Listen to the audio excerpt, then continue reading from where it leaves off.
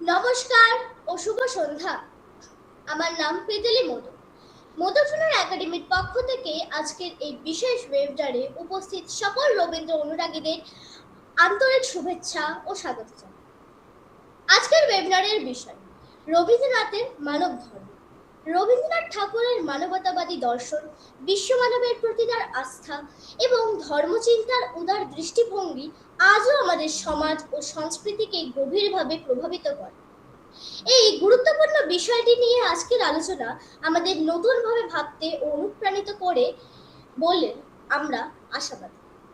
আজকের অনুষ্ঠানের সম্মানিত বক্তা প্রফেসর সুমিতা হোমনা। তিনি বাংলা ভাষা ও সাহিত্য চর্চায় একজন সুপরিচিত শিক্ষাবিদ ও গবেষক। রবীন্দ্র চিন্তা, বাংলা সাহিত্য এবং সংস্কৃতি বিষয়ক তার দীর্ঘদিনের অধ্যয়ন ও গবেষণা তাকে এই আলোচনার জন্য বিশেষভাবে সমৃদ্ধ করছে।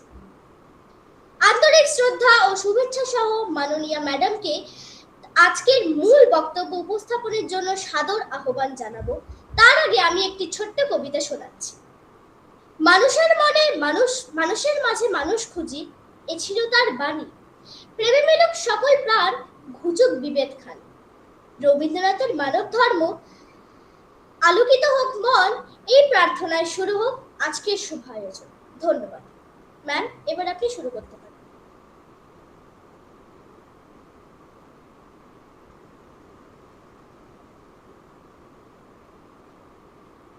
শুভ সন্ধ্যা।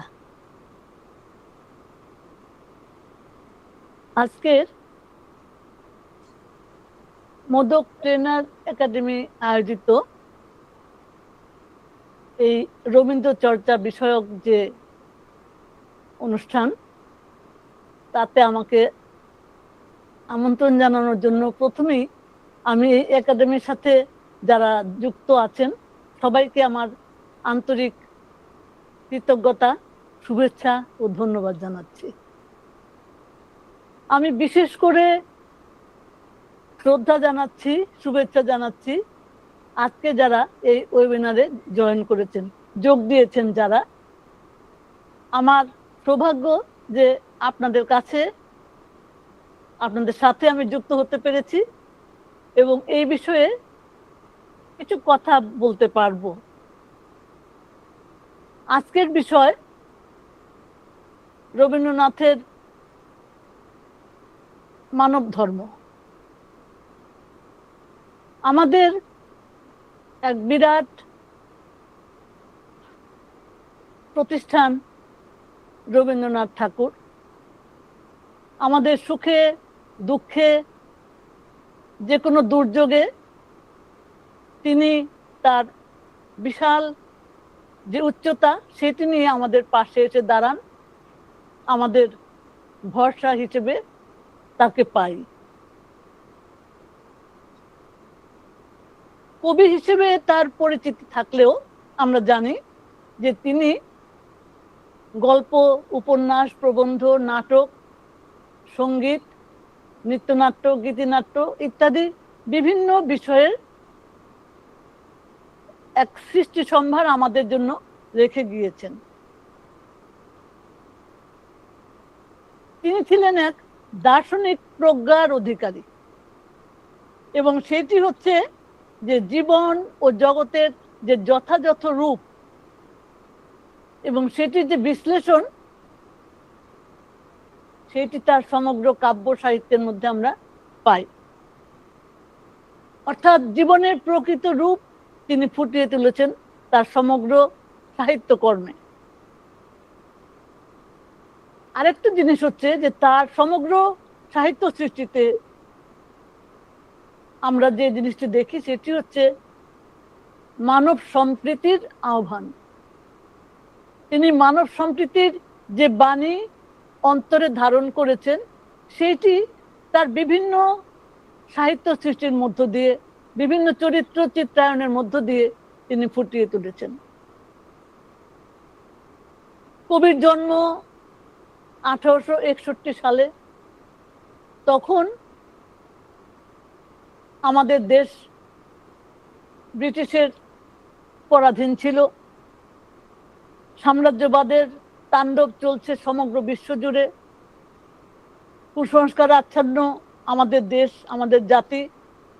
এই যে মানব জাতির যে মর্মবেদনা, সেইটি কবিকে স্পর্শ করেছিল গভীরভাবে। এবং আমরা লক্ষ্য করি যে তার সমগ্র সাহিত্য সৃষ্টির মধ্যে এই বিষয়ে তার যে চিন্তা চেতনা, তার যে অভিব্যক্তি, তার যে উপলব্ধি, সেইটি তিনি তুলে ধরেছেন। রবীন্দ্রনাথের সাধনা পূর্ণতার সাধনা, যে সামগ্রিকতা, একটা টোটালিটি তার সমগ্র জীবন সাধনার মধ্যে আমরা দেখি, তার সমগ্র সৃষ্টির মধ্যে আমরা দেখি। কোনো খণ্ডিত অংশ নয়, বরং সামগ্রিকতা নিয়েই তার কাজ। আমরা কি দেখছি? রবীন্দ্রনাথ ছিলেন বিশ্বপথিক। স্বজাতি নয়, সমগ্র মানব জাতি নিয়ে, সমগ্র মানব জাতির কল্যাণ কামনায় ছিল তার সাধনা। মানব জীবন ও জগৎকে তিনি শ্রদ্ধা করেছেন, ভালোবেসেছেন, এবং সেই জন্য এর ভেতর দিয়ে তিনি একটি সত্য উপলব্ধি করেছিলেন। এই সত্য, জীবনের সত্য, কোনো কিছুকে বাদ দিয়ে নয়, শুধু ত্যাগের মাধ্যমে নয়, বরং সমস্ত কিছুর মধ্য থেকে নিজেকে উপলব্ধি করে নেওয়ার মধ্যেই হচ্ছে আনন্দ। এবং সেই আনন্দ তিনি খুঁজে পেতে চেয়েছেন, আমাদেরও সেই আনন্দের সন্ধান দিয়ে গেছেন। আমরা জানি এক ব্রাহ্ম ধর্মীয় পরিমণ্ডলে তার জীবন কেটেছে। উপনিষদের প্রভাব তার মধ্যে ছিল পিতার সান্নিধ্যে, কবির বাল্যকালে, এবং তার একটি বিরাট প্রভাব তার জীবনে আজীবন থেকে গিয়েছিল। আমরা লক্ষ্য করি যে কোনো বিশেষ ধর্মের সংকীর্ণতা নয়, কোনো গণ্ডির মধ্যে তিনি সীমাবদ্ধ ছিলেন না, বরং তার ধর্ম ছিল মানব ধর্ম, যেটি হচ্ছে আমাদের আজকের আলোচ্য বিষয়। মানুষই ছিল তার আরাধ্য, এবং মানুষের মধ্যে যা শ্রেষ্ঠ সেটিকেই তিনি উপলব্ধি করেছেন, তুলে ধরতে চেয়েছেন। তার যে কাব্য, প্রথম দিকের কাব্য 1293 লেখা করিও কোমল, তার মধ্যে প্রাণ কবিতাটি আমাদের খুবই পরিচিত, যেখানে তিনি বলছেন, মরিতে চাহি না আমি সুন্দর ভুবনে, মানবের মাঝে আমি বাঁচিবারে চাই। তারপরে কি বলছেন? এই সূর্য করে এই পুষ্পিত কাননে, জীবন্ত হৃদয় মাঝে যদি স্থান পাই। তিনি আকাঙ্ক্ষা করেছিলেন, জীবনের আহ্বান জানিয়েছিলেন যেমন, ঠিক তেমনি জীবন্ত হৃদয়ের মাঝে বেঁচে থাকতে চেয়েছেন। সেটি ছিল তার আকাঙ্ক্ষা। এই আকাঙ্ক্ষা সমগ্রতার প্রতি, সমগ্র জীবনের যে উপলব্ধি, সেইটি তার প্রথম দিকের কাব্যের মধ্যে যেমন এসেছে, পরবর্তীতে আরো পরিণত, আরো নতুনতর পথে সেটি চলেছে। জগত জীবনের এই যে সমগ্রতার মধ্য দিয়ে কবি এগিয়ে চলেছেন, এবং সব ধরনের বস্তুনিষ্ঠ ও অন্তর্লোক তাকে স্পন্দিত করেছে। গভীর থেকে গভীরতর হয়েছে তার উপলব্ধি, তার অভিজ্ঞতা, এবং তারই নির্যাস তার সমগ্র সাহিত্য সৃষ্টির মধ্য দিয়ে, তার জীবন সাধনার মধ্য দিয়ে। কবির যে ধর্মচেতনা, সেটি ছিল মানবতাবাদের উপর প্রতিষ্ঠিত। তিনি ধর্ম ও মানবতাবাদকে পরস্পর পরিপূরক হিসেবে দেখেছেন। শ্রী চৈতন্যদেবের সবার উপরে মানুষ সত্য, তাহার উপরে নাই, এই বাণী থেকেই মানবতা এসেছে আমাদের ঐতিহ্যে। প্রাচ্য এবং পাশ্চাত্যের বিভিন্ন মনীষী নানাভাবে এই মানবতার কথা বলেছেন। রবীন্দ্রনাথ কি করেছেন? তিনি ধর্ম ও সভ্যতাকে আলাদা সত্তা হিসেবে দেখেননি। মানুষের যে গুণ সভ্যতা নির্মাণ করে তাকেই তিনি বলেছেন ধর্ম।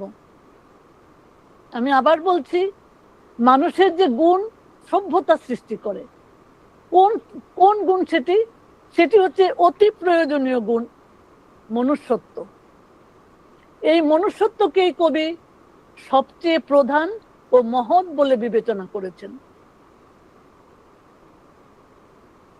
কিন্তু কোনো বিমূর্ত দর্শন নয়, এই বিশ্বেই হলো তার কাছে সবচেয়ে বড় ঢেউলোক, যার সম্পদ হলো মানুষ। মানুষের স্বরূপ সন্ধানে তিনি উপনিষদ, বেদ, বেদান্তের আলোচনা করেছেন এবং তার প্রেক্ষিতে তিনি গ্রন্থ রচনা করেছেন। সেই গ্রন্থগুলির মধ্যে উল্লেখযোগ্য হলো মানুষের ধর্ম, সঞ্চয়, শান্তিনিকেতন, দি রিলিজিয়ন অব ম্যান ইত্যাদি। মানুষের গ্রন্থ প্রবন্ধে তিনি লিখেছেন, মানুষ আপন উন্নতির সঙ্গে সঙ্গে ব্যক্তি সীমাকে পেরিয়ে বৃহৎ মানুষ হয়ে উঠছে। তার সমস্ত শ্রেষ্ঠ সাধনা এবং বৃহৎ মানুষের সাধনা। এই বৃহৎ মানুষ অন্তরের মানুষ। বাইরে আছে নানান দেশের, নানা সমাজের, নানা জাত। অন্তরে আছে এক মানব। এই মানবতাবাদী দৃষ্টিভঙ্গি দিয়েই আমরা কবিকে পেয়েছি এবং এই দৃষ্টিভঙ্গির সাথেই তিনি আমৃত্যু জড়িয়ে নিয়েছিলেন মানবাধিকারকে। এই কবিকে আমরা দেখি যে তার দর্শনের কেন্দ্রবিন্দুতে আছে মানুষ। তাই মানুষের ধর্মকে কবি শিশু মনে গেঁথে দিতে চেয়েছেন তার সহজ পাঠে। তিনি সেখানে লিখছেন, কাল ছিল ডাল খালি, আজ ফুলে যায় ভরে, বল দেখি তুই মালি, হয় সে কেমন করে। এখানে দর্শনের মূল কথাটিই কিন্তু রয়েছে, তিনি সেটি পরিচয় করিয়ে দিচ্ছেন আমাদের। কিন্তু এই যে বললেন হয় সে কেমন করে, এই কেমন করের উত্তর খুঁজতে হয় আমাদের জীবনভর। আমরা দেখি কবি তার শেষ লেখা কাব্যেও বলেছেন, তার প্রশ্ন জেগেছে। তিনি বলছেন, প্রথম দিনে সূর্য প্রশ্ন করেছিল সত্তা নূতন আবির্ভাবে, কে তুমি, মেলেনি উত্তর। অথবা অন্য আরেকটি কবিতায় বলছেন, রূপনারায়ণের কুলে জেগে উঠিলাম, জানিলাম এই জগৎ স্বপ্ন নয়। এই সত্য তিনি অনুভব করেছিলেন। এটি যেন একটি মন্ত্রের মতো আমাদের কাছে মনে হয়, এক চরমতম অভিজ্ঞতার পরমতম বাণী।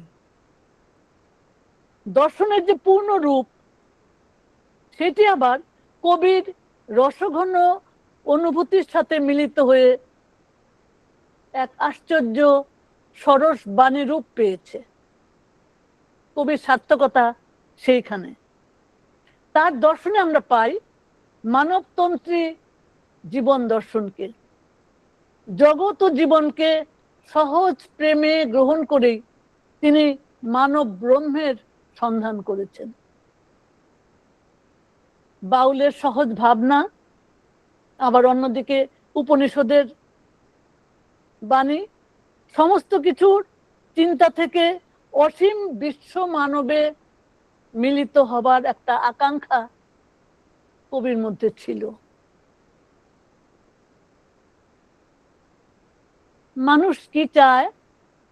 মানুষ জীবনে সুন্দর করে বাঁচতে চায়, সুন্দরভাবে বিকশিত হতে চায়। সেই সুন্দরের সঙ্গ লাভেই তার আনন্দ। গানে তিনি বলছেন, এই লোভিন সঙ্গ তব সুন্দর হে সুন্দর, পূর্ণ হলো অঙ্গমম, ধন্য হলো অন্তর। স্বার্থমগ্ন মানুষের জীবন ধারণকে কবি বেঁচে থাকা মনে করেননি, বলেন উনি। তিনি পরিষ্কারভাবে বলেছেন তার এবার ফিরাও মোরে কবিতার মধ্যে।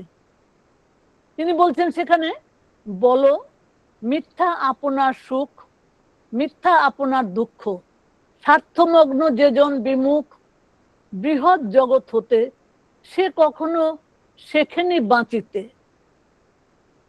তাই কবির একান্ত আহ্বান ছিল, এ দৈন্য মাঝারে কবি একবার নিয়ে এসো স্বর্গ হতে বিশ্বাসের ছবি। স্পষ্ট উচ্চারণ কবির, স্বর্গ হতে বিশ্বাসের ছবি তিনি আমাদের সামনে তুলে ধরেছেন, চাইছেন। কবির ছিল মানুষের প্রতি অবিচল আস্থা। সাম্প্রদায়িকতাকে তিনি কঠোরভাবে, কঠোর ভাষায় নিন্দা করেছেন। পাশাপাশি মানব জাতির সম্প্রীতির কথা তিনি বলেছেন। তার কাছে কেউ ব্রাত্য বা অস্পৃশ্য ছিল না। তিনি বলছেন, যেটি তিনি মনে করেছেন, ভাগ করে খেতে হবে সকলের সাথে অন্ন পান। এই দায়বদ্ধতার পরিচয় তিনি যেমন অন্তরে অনুভব করেছেন, তার সৃষ্টির মধ্যেও তিনি তুলে ধরেছেন। গীতাঞ্জলির মধ্যে অপমানিত একটি কবিতা, সেটির মধ্যে তিনি বলছেন, শ্রেণীগত বৈষম্য ও অবমাননার প্রতি ধিক্কার দিয়ে সতর্ক করে তিনি বলছেন, যারে তুমি নিচে ফেলো সে তোমারে বাঁধিবে যে নিচে, পশ্চাতে রেখেছ যারে সে তোমারে পশ্চাতে টানিছে। কি বলছেন তিনি? পশ্চাতে রেখেছ যারে সে তোমারে পশ্চাতে টানিছে। এই যে তার উপলব্ধি আমাদের মধ্যে সঞ্চারিত হচ্ছে, আজও হয়ে যাচ্ছে। আমরা দেখি যে জাতীয় এবং আন্তর্জাতিক যে সংঘাতপূর্ণ পরিবেশ পরিস্থিতি, বিপর্যস্ত মানুষ, তার পাশে কবি এসে দাঁড়িয়েছেন। তিনি কোনো কিছুকেই এড়িয়ে যাননি, এড়িয়ে যেতে পারেননি বা নিজে চানও নি সেটি।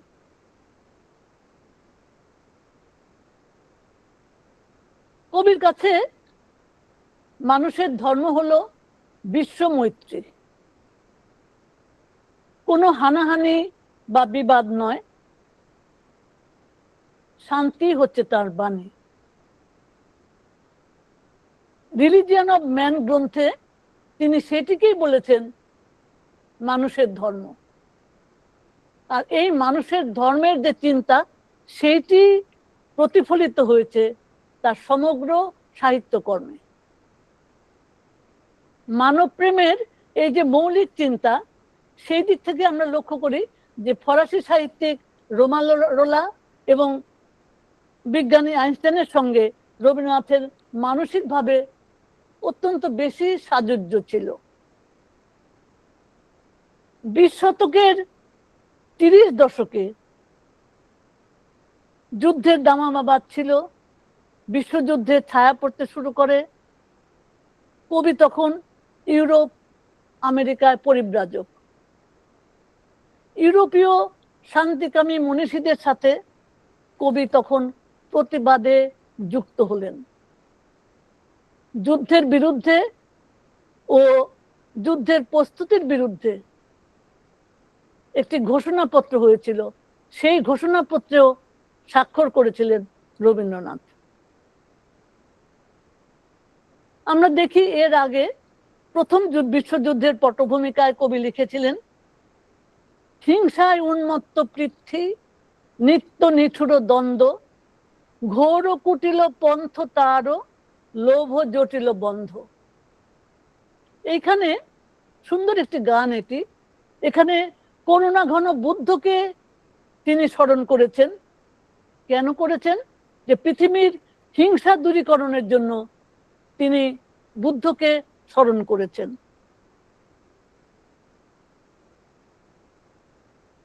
মানব চেতনার ক্ষেত্রে আমরা দেখি যে মানুষের যে খণ্ডিত বস্তুরূপ, ব্যক্তিরূপ, সংকীর্ণ গলিপথ, সেইটিকে পেরিয়ে তার অনুভূতিগুলো সুখ দুঃখের মাধ্যমে বিশ্বজনীন হয়ে উঠেছে। তার বিভিন্ন সাহিত্য কর্মের মধ্য দিয়ে আমরা এই যে জিনিসটি দেখি, বিভিন্ন চরিত্রের মধ্যে সেটি প্রকাশ পেয়েছে।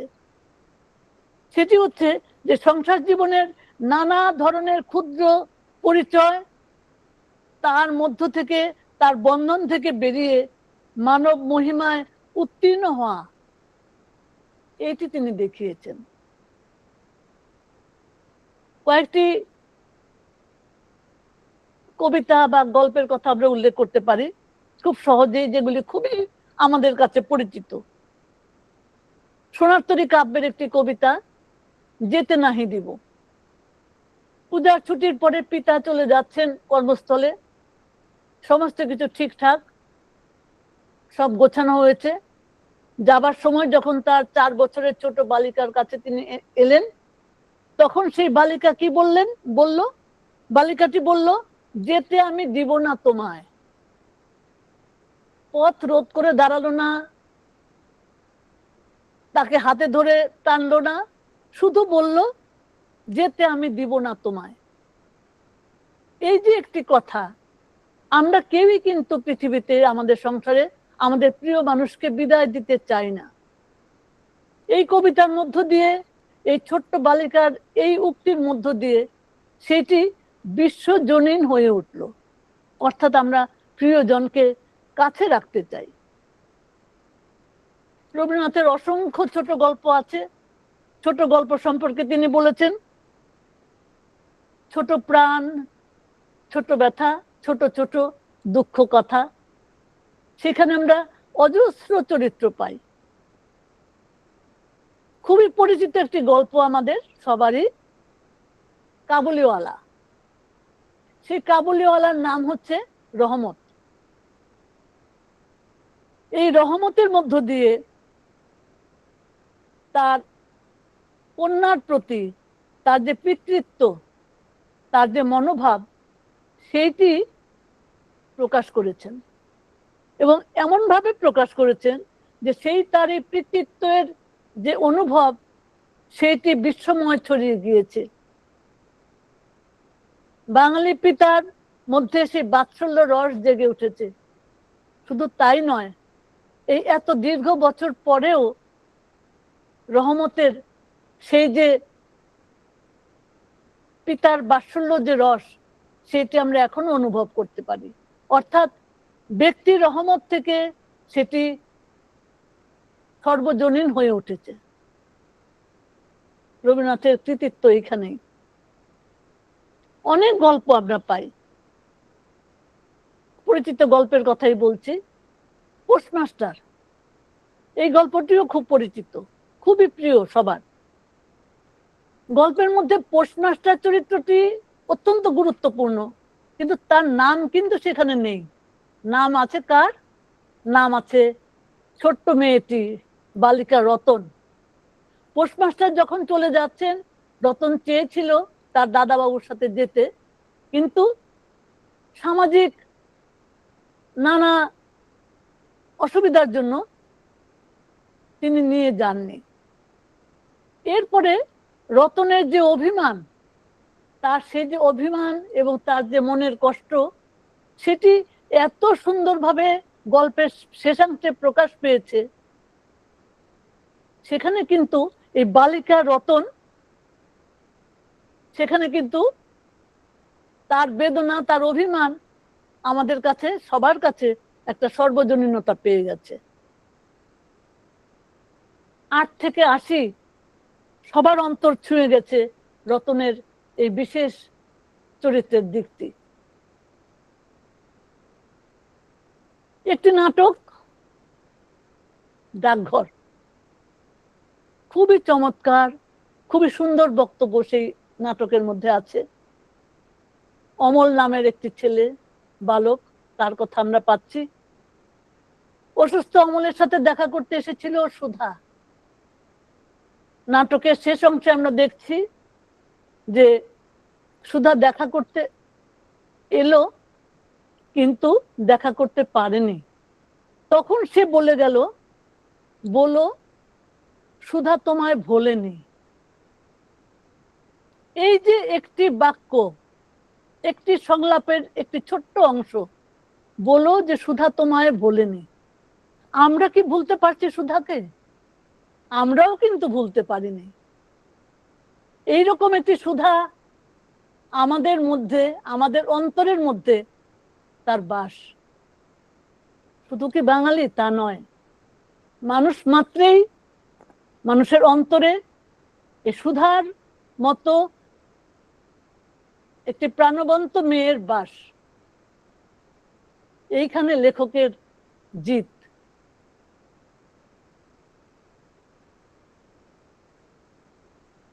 আরেকটি কবিতার কথা বলবো, খুবই পরিচিত কবিতা, পরিশেষ কাব্যের বাঁশি কবিতা। আমরা অনেক সময় বাঁশি নামটি হারিয়ে ফেলি, আমরা বলি কিনু গোয়ালার গলি। সেই কিনু গোয়ালার গলিতে যে হরিপদ কেরানি, এই হরিপদ কেরানির চরিত্রটি একটি কবিতার মধ্যে কবি তুলে ধরেছেন, যেখানে এই একেবারে নিম্নবিত্ত হরিপদ কেরানি যখন মনে করছে, হঠাৎ খবর পাই মনে আকবর বাদশার সঙ্গে হরিপদ কেরানির কোনো ভেদ নাই। বাঁশির করুণ ডাক বেয়ে ছেঁড়া ছাতা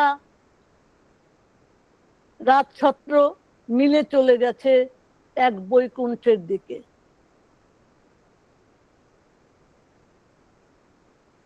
ব্যক্তি প্রেম এখানে বিশ্বময় ছড়িয়ে যায় কবির কলমের এক আঁচড়ে। তারপরে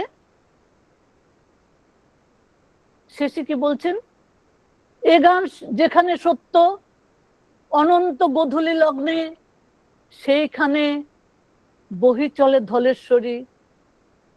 তীরে তমালের ঘন ছায়া, আঙিনাতে যে আছে অপেক্ষা করে, তার পরনে ঢাকাই শাড়ি, কপালে সিঁদুর। এই যে বিষাদের একটি সুর, এই যে ট্র্যাজিক একটি সুর, সাধারণ মানুষের মর্ম বেদনা, সেটি কিন্তু বয়ে চলেছে সাধারণ মানুষের মধ্যে। এটি যেমন বয়ে চলেছে, এবং একটা জায়গায় গিয়ে হরিপদ কেরানি এবং আকবর বাদশার মধ্যে যে ভেদ, সেটি নিশ্চিহ্ন হয়ে যায়, সেটি কবি বলতে চেয়েছেন। এর পরেও তিনি বলেন, তিনি অপেক্ষা করে থাকেন কার জন্য? কৃষাণের জীবনের শরিক যে জন, কর্মে ও কথায় সত্য আত্মীয়তা করেছে অর্জন, যে আছে মাটির কাছাকাছি, সে কবির বাণী লাগি কান পেতে আছি। এই এত সাধারণ মানুষের কথা বলছেন, এত ছোট ছোট চরিত্রের কথা তিনি বলছেন, তারপরেও তিনি বলছেন যে সেই কবির জন্য তিনি চেয়ে আছেন যে আছে মাটির কাছাকাছি।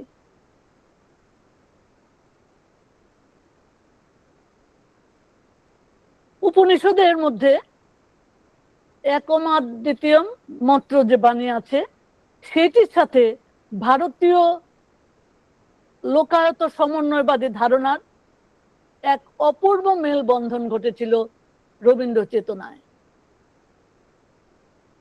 তার পরিচয় আমরা বিভিন্ন সময় পেয়েছি, তার পূজা পর্যায়ের গানে পেয়েছি, তার সমস্ত কবিতার মধ্যে আমরা দেখেছি।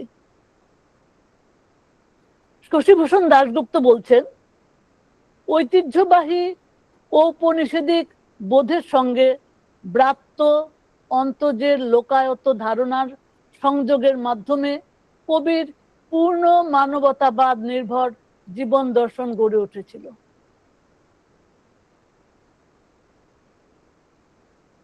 আর সেখানেই ছিল তার নিখিল বিশ্ব মানবের সম্প্রীতি চেতনার নিবিড় যোগ। এই যে একদিকে ঔপনিষদিক বোধ এবং পাশাপাশি অন্তর্যের যে লোকায়ত সংস্কৃতি, এই দুয়ে মিলে এক অসাধারণ বন্ধন হয়েছিল। এবং যেটি তিনি বলেন, বিশ্ব সাথে যোগের যেথায় বিহারও, সেইখানে যোগ তোমার সাথে আমারও। এই বিশ্বের সাথে কবির যোগ, কিরকম যোগ, কোন বিশ্ব? তিনি তো প্রকৃতি প্রেমিক, কিন্তু তার প্রকৃতি কিন্তু কখনোই শুধুমাত্র গাছপালা, নদী ইত্যাদি নিয়ে নয়। এই প্রকৃতির মধ্যে অবশ্যই আছে প্রাণী জগৎ এবং বেশি করে আছে মানুষ। এই সমগ্র মানব সম্প্রদায়কে নিয়ে কবি ভেবেছেন। কবি ছিল ভালোবাসার একটি দৃষ্টি। বিশ্বের অত্যন্ত নগণ্য, তুচ্ছ সমস্ত কিছুর প্রতি তিনি মমতার গভীর দৃষ্টিতে তিনি তাকিয়েছেন। স্বর্গের চেয়ে অনেক বেশি আকর্ষণ তিনি অনুভব করেন। তিনি মাটির ধরনী ও তার সাধারণ মানুষের প্রতি তার একটি গভীর আকুতি, এক বিরাট সংযোগ। এই সংযোগের জন্যই তিনি মানুষের কাছাকাছি আসতে পেরেছেন, প্রকৃতির কাছাকাছি আসতে পেরেছেন। তার যে গান, সঙ্গীত ভুবনে আমরা কি দেখি, যে পূজা পর্যায়ে, প্রেম পর্যায়ে, প্রকৃতি পর্যায়ে সমস্ত কিছু মিলে মিশে একটি জায়গায় যেন এসে দাঁড়িয়েছে, যেখানে প্রকৃতি, প্রেম, পূজা মিলে আমরা আলাদা করতে পারি না। অর্থাৎ সমস্ত কিছুর যোগফলের মধ্যে তিনি সেই সত্যকে গ্রহণ করেছেন, সেই সত্যটিকে পেয়েছিলেন। সেজুতি কাব্যে তিনি বলছেন, আমার মনে একটুও নেই বৈকুণ্ঠের আশা, ওইখানে মোর বাসা, যে মাটিতে শিউরে ওঠে ঘাস, যার পরে ওই মন্ত্র পরে দক্ষিণে বাতাস। তিনি বারবার বলছেন যে আমার মনে একটুও বৈকুণ্ঠের আশা নেই। বলাকা কাব্য লিখেছিলেন তিনি 1321 থেকে 1323 মধ্যে। কবি বিভিন্ন যে কাব্য রচনা করছেন, একটির থেকে আরেকটি উত্তীর্ণ হয়ে যাচ্ছেন। কিভাবে উত্তীর্ণ হচ্ছেন? তার ভাবলোক উত্তীর্ণ হচ্ছে, তেমনি তার প্রকাশ ক্ষমতারও দেখছি যে আরো বেশি পরিণত, আরো সম্পূর্ণ হচ্ছে। বলাকা কাব্যে আমরা পাই কবি সেখানে যেন একটা নতুন জগৎ, নতুন মানুষের সন্ধান পেয়েছেন, যে সন্ধান তিনি আমাদেরকে দিতে চেয়েছেন। কোন মানুষ? এই মানুষ হচ্ছে সমাজ আশ্রয়ী মানুষ। সে একক মুক্তিতে বিশ্বাসী নয়, সবার সাথে যুক্ত থেকে সেই মানুষের চলা। কবি সেটাই চেয়েছিলেন, সমাজশ্রয়ী মানুষেরকে তিনি চেয়েছিলেন। এই মানুষের পরিচয় বলাকা কাব্যে আমরা নতুন ভাবে পাই। আরো পাই যেটি, সেটি হচ্ছে যে কবি এখানে সামাজিক সংগ্রামী মানুষের প্রতিভূ হয়ে উঠেছেন।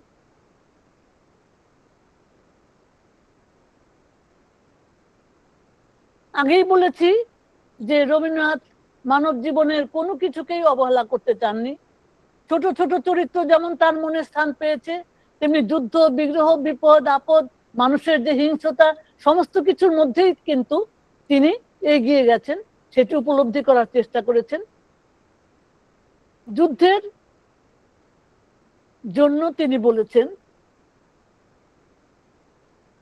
কবির জাগ্রত দৃষ্টিতে আমরা সানাই কাব্যে পাই, তিনি বলছেন, টেলিগ্রাম এলো সেই ক্ষণ, টেলিগ্রাম এলো সেই ক্ষণে, ফিনল্যান্ড হলো ধ্বংস সোভিয়েত বোমার বর্ষণে।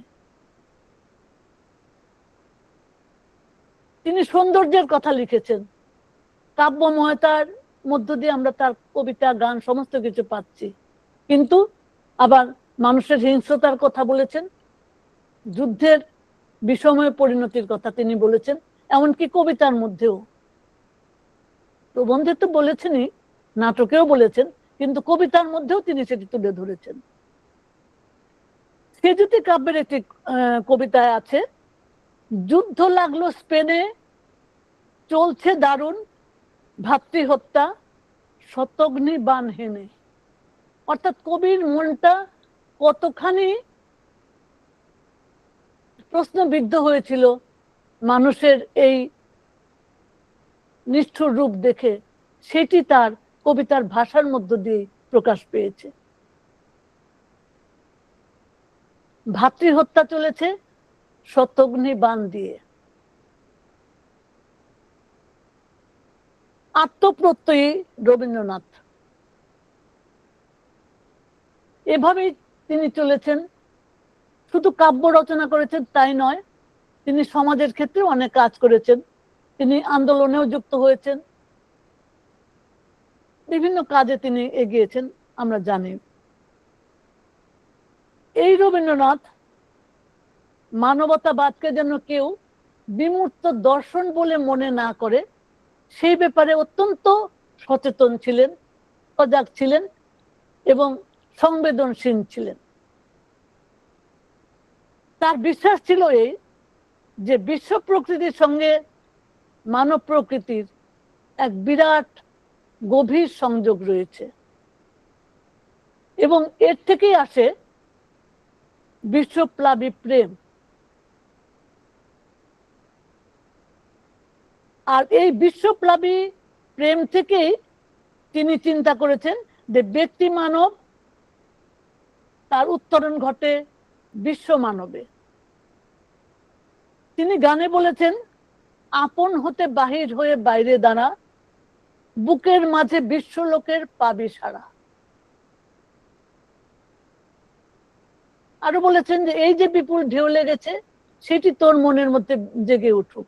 অর্থাৎ সমগ্র জগৎ, জীবনের সমস্ত কিছু নিয়ে আমাদের জীবনকে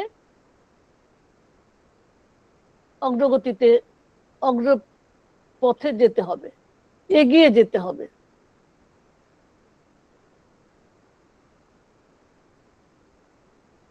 আগেই বলেছি যে সব ধরনের সাম্প্রদায়িকতার বিরুদ্ধে তিনি কথা বলেছেন। আচার সর্বস্ব ধর্মকে তিনি মানতে পারেননি, বরং তার সংকীর্ণ গণ্ডি পার হয়ে রবীন্দ্রনাথ এগিয়ে চলেছিলেন। এক নতুন মানব ধর্মের সন্ধানে তিনি এগিয়েছেন। এই ধর্মনিরপেক্ষ মানবতাবাদে যে জাগ্রত কবিচিত্ত, তখন সেই কবিচিত্ত বলতে পারে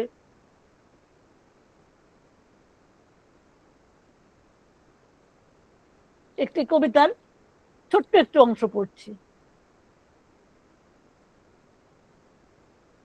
ওরা অন্তজ, ওরা মন্ত্র বর্জিত, আমি কবি ওদের দলে, আমি ব্রাত্য, আমি মন্ত্রহীন, দেবতার বন্দিশালায় আমার নৈবেদ্য পৌঁছালো না। পূজারী হাসি মুখে মন্দির থেকে বাহির হয়ে আসে, আমাকে শুধায় দেখে এলে তোমার দেবতাকে? আমি বলি না। অবাক হয়ে শুনে বলে,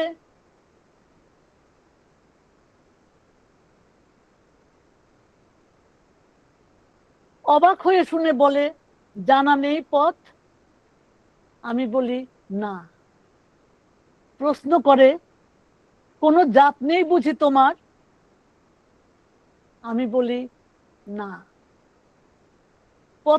পত্রপুট কাব্যের 15 সংখ্যক কবিতা এটি।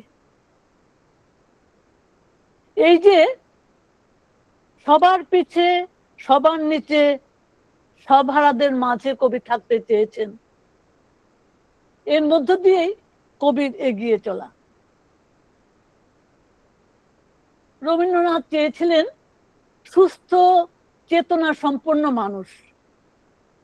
এই সুস্থ চেতনা বোধ সম্পন্ন মানুষ আমাদের সমাজকে এগিয়ে নিয়ে যেতে পারে, মানুষের মধ্যে সম্প্রীতি বোধ জাগিয়ে তুলতে পারে। তার আকাঙ্ক্ষা ছিল যে এই সম্প্রীতি বোধ বিশ্ব শান্তির মধ্য দিয়ে একটা পূর্ণতা পাবে। তিনি বলেছেন, শান্তিনিকেতন গ্রন্থের মুক্তি রচনায় বলেছেন, যেমন ঘর ছেড়ে দিয়ে দূর দেশে যাওয়াকে অন্ধকার মুক্তি বলে না, ঘরের দরজাকে খুলে দেওয়াই বলে অন্ধকার মোচন, তেমনি জগৎ সংসারকে ত্যাগ করাই মুক্তি নয়। পাপ, স্বার্থ, অহংকার, জড়তা, মূঢ়তা ও সংস্কারের বন্ধন কাটিয়ে যা দেখেছি একেই সত্য করে দেখা, যা করেছি একেই সত্য করে করা, যার মধ্যে আছি এরই মধ্যে সত্য করে থাকাই হলো মুক্তি।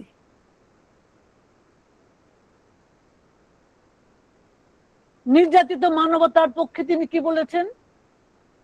তিনি বলছেন, এবার ফিরাও মারে কবিতায় বলেছিলেন, মুহূর্তে তুলিয়া শির একত্রে দাঁড়াও দেখি সবে, যার ভয়ে তুমি ভীত সে অন্যায় ভীরু তোমা চেয়ে, যখনই জাগিবে তুমি তখনই সে পলাই বেঁধে।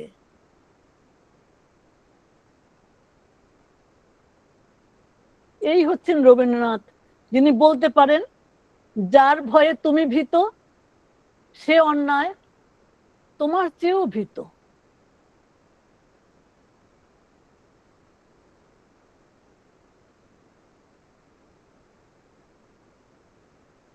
পূজা পর্যায়ের গানে তিনি বলেছেন, যেখানে এই দর্শন ফুটে উঠেছে, বিশ্বজনের পায়ের তলে ধুলিময় যে ভূমি সেই তো স্বর্গভূমি, সবাই নিয়ে সবার মাঝে লুকিয়ে আছো তুমি, সেই তো আমার তুমি।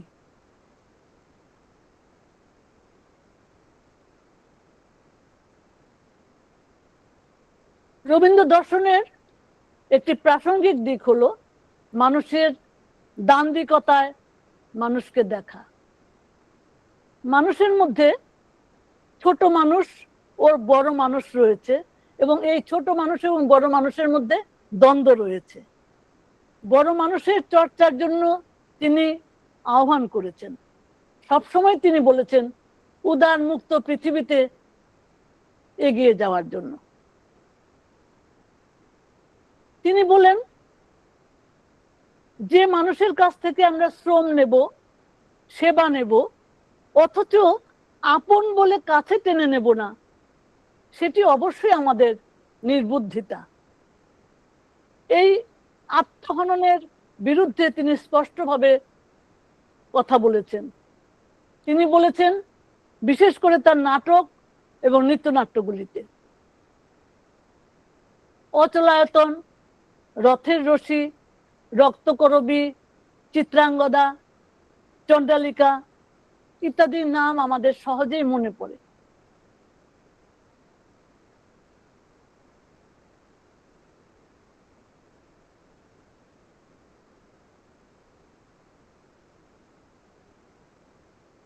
রক্তকরবীর কথা আমরা জানি,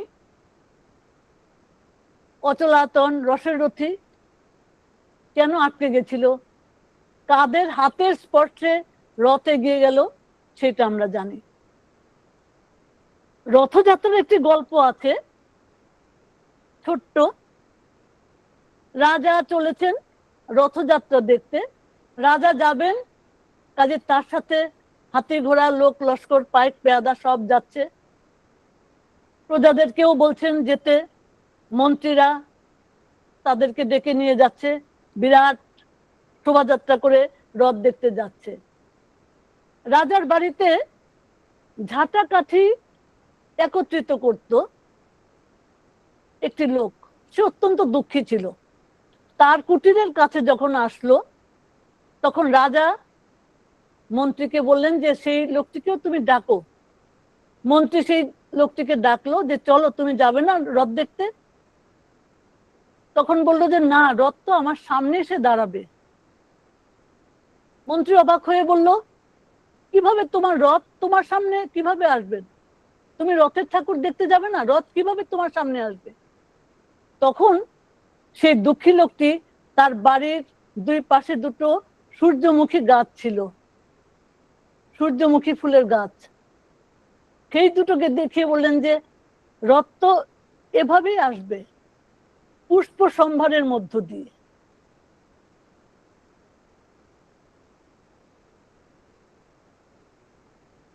এই রবীন্দ্রনাথকে আমরা কতটুকু জানি, কতটুকু হৃদয়ে ধারণ করতে পেরেছি। বলছিলাম যে নাটক এবং নৃত্যনাট্য গীতিনাট্যের মধ্য দিয়ে রবীন্দ্রনাথ আরো সুন্দরভাবে এই আমাদের মধ্যে, মানুষের মধ্যে যে বিভেদ, সেই বিভেদগুলির কথা তুলে ধরেছেন। আমি ছোট্ট একটু অংশ বলছি। চণ্ডালিকা, চণ্ডাল কন্যা, সেই চণ্ডালিকার ঘটনা আমরা নিশ্চয়ই সবাই জানি। চণ্ডাল কন্যা প্রকৃতি কুয়োর ধারে ছিল, সেখান দিয়ে যাচ্ছিল বৌদ্ধ ভিক্ষু, চণ্ডাল কন্যার কাছে জল চেয়েছিল, পিপাসার্ত হয়ে জল চেয়েছিল। চণ্ডাল কন্যার হাত থেকে তো জল খেতে পারে না অন্যেরা কেউ। বৌদ্ধ ভিক্ষু সেই যখন জল চাইলো, প্রকৃতি অর্থাৎ চণ্ডাল কন্যা তাকে জল দিল, বৌদ্ধ ভিক্ষু ফিরে চলে গেল। তখন প্রকৃতির মা যখন শুনলো যে বৌদ্ধ ভিক্ষুকে সে জল দিয়েছে, অত্যন্ত ক্ষিপ্ত হলেন যে তুমি চণ্ডাল কন্যা হয়ে কেন সেই বৌদ্ধ ভিক্ষুকে জল দিয়েছো, অত্যন্ত গর্হিত কাজ তুমি করেছো। তখন চণ্ডাল কন্যার উত্তরটি আমি বলছি। এখানে এই নৃত্যনাট্যের মধ্যে রবীন্দ্রনাথ ওই যে অন্তমিল দিয়ে যে গান, প্রচলিত গান আমরা দেখি, সেই রকম নয়, গদ্য ছন্দে সংলাপের মতো করে তিনি রচনা করেছেন এবং তার মধ্যেই তিনি সুর দিয়েছেন।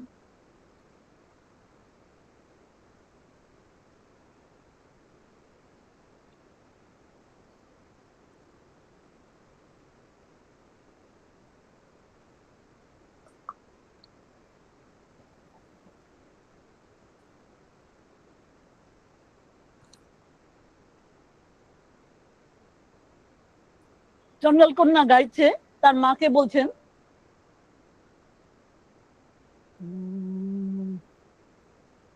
শ্রাবণের কালো যে মেঘ, তারে তুমি নাম দাও চণ্ডাল, তা বলে কি জাত ঘুচিবে তার, অসুচি হবে কি তার জল। তিনি বলে গেলেন আমায়, নিজের নিন্দা করো না, মানবের বংশ তোমার, মানবের রক্ত তোমার নাড়িতে, মানবের বংশ তোমার, মানবের রক্ত তোমার নাড়িতে। এরপরে আবার বলছে চণ্ডাল কন্যা, ছিছি মা, মিথ্যা নিন্দে রটাস নিজের, সে যে পাপ। রাজার বংশে দাসী জন্মায় অসংখ্য, আমি সে দাসী নই। দ্বিজের বংশে চণ্ডাল কত আছে, আমি নই চণ্ডালী।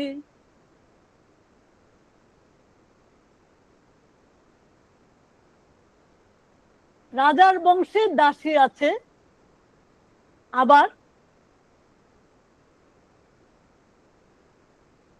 দ্বিজের বংশেও চণ্ডাল আছে, আমি সেই ধরনের চণ্ডাল নই। মানবের রক্ত আমার ডানিতে। কে বলেছেন? বৌদ্ধ ভিক্ষু বলেছেন। আমাদের কাছে কে বলছেন? রবীন্দ্রনাথ বলছেন। একেবারে সামনে এনে দিয়েছেন সেই চণ্ডাল কন্যা প্রকৃতির মাধ্যমে। এই রবীন্দ্রনাথ প্রশ্ন রেখেছেন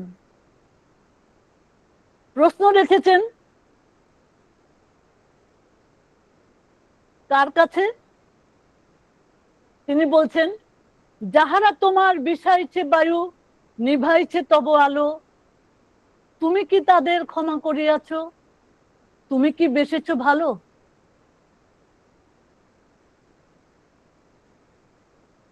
এই প্রশ্ন আজও কিন্তু আমাদের সামনে এসে দাঁড়ায়। কেন দাঁড়ায়? কারণ আমরা কি আমার পাশের জনকে কাছে টেনে নিতে পারি? আমরা কি বিভেদ ভুলে সবার কাছে, সবার সামনে আমরা যেতে পারি? তাকে আমার অন্তরের মধ্যে স্থান দিতে পারি? সেই প্রশ্ন আজও কিন্তু রয়ে যায়। সেই মানব ধর্মের কথা সেজন্যই আসে বারে বারে। রবীন্দ্রনাথ বিশ্বপথিক, সারা বিশ্বই ছিল তার গৃহ। তার বিশ্বাস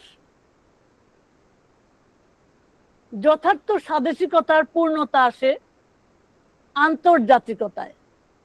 আন্তর্জাতিকতাবাদে তিনি বিশ্বাসী ছিলেন এবং তার মধ্য দিয়েই যথার্থ স্বদেশ বোধের পরিচয় মেলে। আর কি বলেছেন? এই স্বদেশ প্রেমের পূর্ণ রূপায়ণ বিশ্ব ঐক্যবোধে, পূর্ণ মানবতাবাদের আস্থা ছিলেন কবি, এবং এই মানবতাবাদী বিশ্বাসী কবির দৃষ্টি ছিল সম্পূর্ণতার দিকে। কোনো খণ্ডতা নয়, সম্পূর্ণতাকে তিনি আহ্বান জানিয়েছেন। তিনি বলছেন ঐকতান কবিতায়, আমি পৃথিবীর কবি, যেথা তার যত উঠে ধ্বনি, আমার বাঁশির সুরে সারা তার জাগিবে তখনই। এই স্বর সাধনায় পৌঁছিল না বহুতর ডাক, রয়ে গেছে ফাঁক।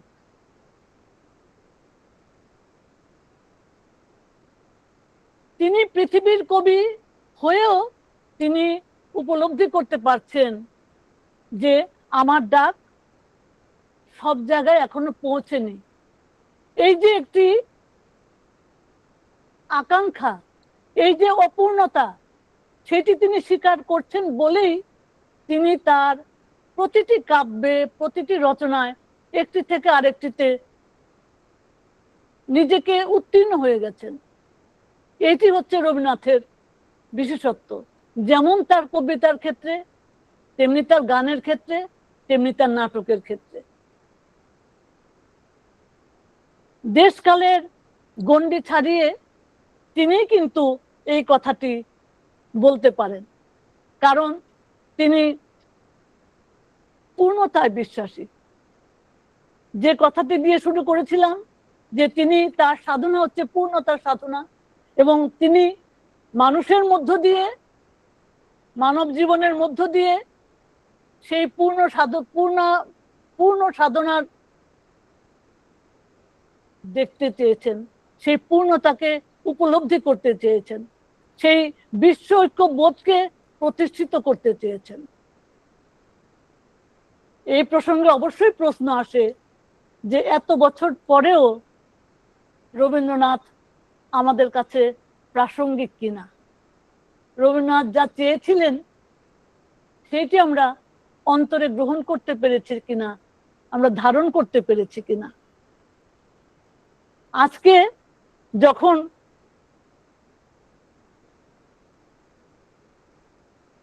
মোদক ট্রেনার একাডেমি রবীন্দ্র চর্চার বিষয় নিয়ে ওয়েবিনার করেন, তখন অবশ্যই তাদের দৃষ্টি থাকে সামনের দিকে, সামনে এগিয়ে যাওয়ার জন্য।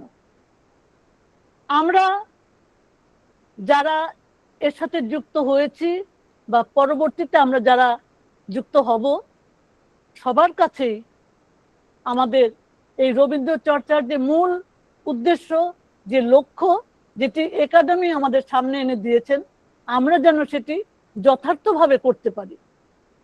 রবীন্দ্র কাব্য সাহিত্যের মধ্য দিয়ে আমরা যেন বিশ্ব ঐক্যবোধের প্রতিষ্ঠা করতে পারি, সেটি হোক আমাদের আরাধ্য বিষয়, এবং তার মধ্য দিয়েই রবীন্দ্রনাথকে যথার্থভাবে শ্রদ্ধা জানানো হবে, রবীন্দ্র চর্চা সার্থক হবে। সবাইকে আমার নমস্কার।